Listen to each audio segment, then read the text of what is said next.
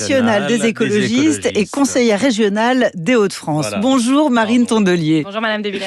Reprise du chantier de l'A69, suppression des zones à faible émission, remise en cause du zéro artificialisation nette qui freine la bétonisation, échec de votre opposition à la loi agricole dite Duplon. Nous vivons la pire semaine pour l'écologie depuis longtemps. Un cauchemar, mais pour de vrai, ce sont vos mots. L'écologie ne pèse-t-elle donc plus rien dans le débat politique français ? Plus rien ?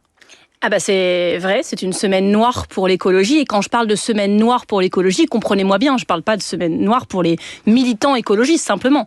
Quand l'écologie prend aussi cher qu'elle a pris la semaine dernière, c'est nous tous, nous toutes les victimes. C'est chacun de vos auditeurs et de vos auditrices, et c'est d'ailleurs y compris celles et ceux qui ne nous écoutent pas.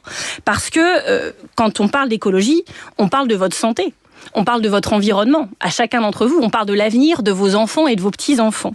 Et je pense que trop peu de gens mesurent en effet la gravité de ce qui s'est passé la semaine dernière, de ces reculs en cours, de ces attaques, de cette offensive, je dirais même. Sauf qu'un grand nombre d'élus, Marine Tondelier, eux, mesurent le recul de ce qu'ils appellent l'écologie punitive. Pour Marine Le Pen, c'est une victoire contre l'écologie punitive. Mais c'est eux qui sont punitifs. Moi, si ce matin, je suis aussi émue, inquiète, en colère, vous l'avez dit, mais si je suis aussi déterminée, c'est que l'écologie va contre-attaquer. Je le dis solennellement, on va avoir besoin de force, on va avoir besoin d'aide, et je le dis aussi à chacune et chacun de celles et ceux qui nous écoutent.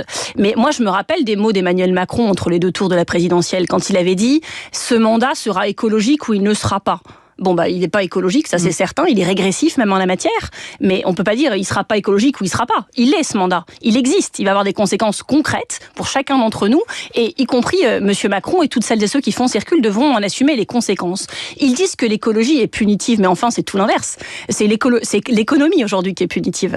C'est l'économie qui, en dépit du bon sens, qui creuse les inégalités, qui ne tient pas à ses promesses. On nous avait dit avec l'économie, ça va ruisseler pour tout le monde, etc. C'est pas vrai. Ça creuse les inégalités et ça nous met en danger. Ça met en danger l'habitabilité de la planète. Marine Tondelier, vous accusez, je vous cite encore, les représentants français de Donald Trump, qui s'appellent, je vous cite, les LR, le RN et le Bloc central. Ensemble, ils forment la nouvelle alliance anti-écologie. Vous oubliez la gauche là-dedans ? Tout le monde à gauche ne joue pas son rôle pour l'écologie, c'est le moins qu'on puisse dire. Entre la France insoumise qui se réjouit de la fin des zones à faible émission, entre le Parti socialiste... Alors, elle ne fait pas que se réjouir, la France insoumise. Elle a voté contre. Elle a voté contre. Bien sûr, sans proposer rien d'autre. Parce que je ne sais pas si tout le monde mesure bien dans vos auditeurs, et je pense que oui, ce que ça veut dire aujourd'hui de vivre avec des maladies respiratoires. Moi-même, quand je suis arrivée à Paris pour mes études et pour mon premier emploi, j'en étais malade toute la semaine. Je n'arrivais pas à respirer. On a tous des enfants qui ont des allergies de plus en plus forte au pollen l'été, c'est ça dont il s'agit aujourd'hui. Et donc, on a la France insoumise qui se réjouit de la fin des ZFE, on a le Parti socialiste qui vote pour la reprise du chantier de l'A69, l'autoroute qui va pomper un pognon de dingue, pour prendre les mots de Macron, alors que c'est une autoroute qui va coûter 20 € l'aller-retour. Je sais pas qui peut se payer 20 € l'aller-retour pour aller travailler, ou qui me donne le nom de leur employeur, ça a l'air rentable. Et donc, les socialistes et les insoumis tout ça est grave. Font partie d'une nouvelle alliance et je vous ai même pas parlé des communistes. Mais ce que je vous dis juste, c'est que... Non, c'est bon. Mais je pense que notre camp, oui, doit contre-attaquer, et que s'il faut une candidature unique de la gauche pour 2027, pour la gauche et pour les écologistes, ce sur quoi je me bats et je me battrai jusqu'au dernier souffle, je l'ai dit, je le redis, et même je fais pas que le dire, je le fais. Donc on va se battre pour une candidature commune, mais je peux vous dire que les écologistes ne comptent pas faire un rôle de figuration dans cette désignation, dans l'écriture de ce programme commun. Ça veut dire que vous pouvez plus compter que sur vous-même ? C'est la sensation que j'ai, oui. Alors, je dis pas que personne n'est écolo, je pense exactement l'inverse. Je pense vraiment, sincèrement, que toutes les Françaises, que tous les Français ont un écologiste qui vit ou qui sommeille au fond d'eux.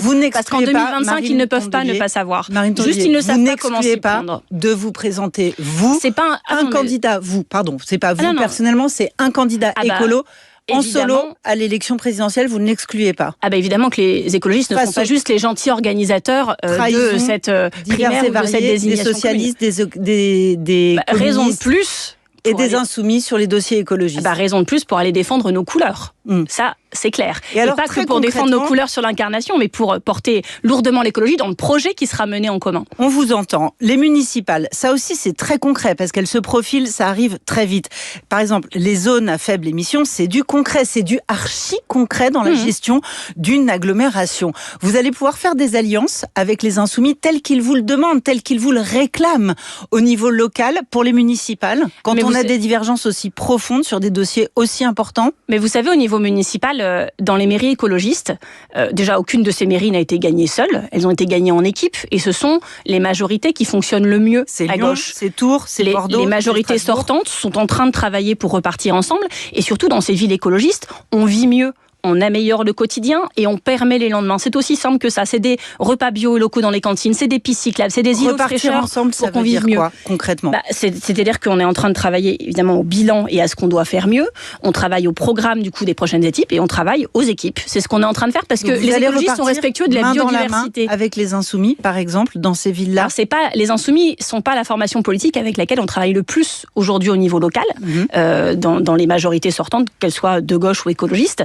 Mais nous n'avons pas de raison a priori de dire on va partir tout seul sans personne, parce que je vais vous dire une chose, celles et ceux qui veulent partir tout seul sans personne, en assumeront pleinement les conséquences face aux Français, parce que ça veut dire que moi je fais le tour en ce moment des villes de droite qui pourraient basculer.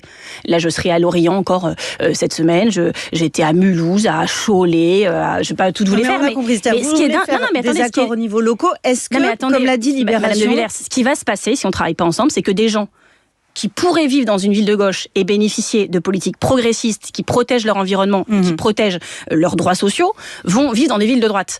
Donc s'il y a quelqu'un à gauche qui dit « je préfère qu'on parte séparés et que les gens vivent dans des villes de droite », qu'ils le disent et qu'ils assument les conséquences. C'est pas le cas des écologistes qui se battront jusqu'au bout pour écologiser la gauche, pour porter nos projets, pour les porter d'ailleurs nous-mêmes le maximum de fois et pour changer la vie des Français. Entre des insoumis qui ne veulent plus entendre parler des socialistes et des socialistes qui ne veulent plus entendre parler des insoumis. C'est irresponsable. Parce que c'est irresponsable. Mais est-ce que vous je veux bien qu'on explique aux Français de continuer à vouloir faire un trait d'union entre deux formations? Sinon, je peux changer de travail et à l'attendre la fin du monde tranquillement chez moi. Mais vous savez, les écologistes sont très déterminés.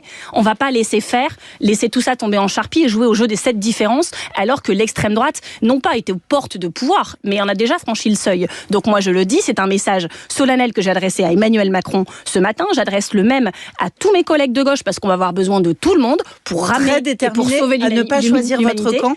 Mais c'est pas une absence de ligne politique, madame, de pas choisir son camp. C'est une ligne en soi. Ça s'appelle l'antifascisme. Et je veux bien que quand on est que 10, on se divise en 2 groupes de 5, puis en 3 groupes de 2, on va finir nulle part avec l'extrême droite au pouvoir et l'histoire nous jugera. L'histoire jugera celles et ceux qui s'en fichent. Le 2 juillet, est-ce que vous maintenez votre invitation à tous les chefs de la gauche et des écologistes à se réunir, comme vous le souhaitiez, à une réunion pour déterminer un éventuel candidat commun? Évidemment, et plus que jamais, les écologistes, depuis des mois, plaident pour qu'il y ait un cadre commun. C'est vital, parce qu'on a des risques existentiels dans ce pays. Il y a le risque environnemental, on en a parlé. Il y a la paix qui n'a jamais été aussi menacée. Et il y a le fascisme aux portes du pouvoir. Jean-Luc Mélenchon fera exactement ce qu'il veut, comme d'habitude. Raphaël Glucksmann a déjà dit qu'il n'y allait pas. Est invité. C'est pas Raphaël Mélenchon. Ça y est, ils ont fusionné. Ça peut arriver. Ils disent qu'ils ne travaillent pas ensemble, mais c'est faux. Jean-Luc Mélenchon est invité. Raphaël Glucksmann est invité. Et je le dis assez solennellement, les absents auront tort. Et l'histoire les jugera durement, parce qu'il ne s'agira pas, quand il y aura l'extrême droite au pouvoir, de dire « Ah bah oui, mais le 2 juillet, je ne voulais pas être assis à côté de je sais pas qui ». En fait, à un moment, il faut savoir placer ses égos et ses différences en dessous de l'intérêt général. Et l'intérêt général de la France, et notamment du peuple de l'écologie et de gauche aujourd'hui, c'est qu'il y ait une candidature commune. Et s'il y en a une qui ne vous plaît pas, vous voterez pour les autres. Voilà. Merci Marine Tondelier. Et merci Sonia De Villers. 7h58.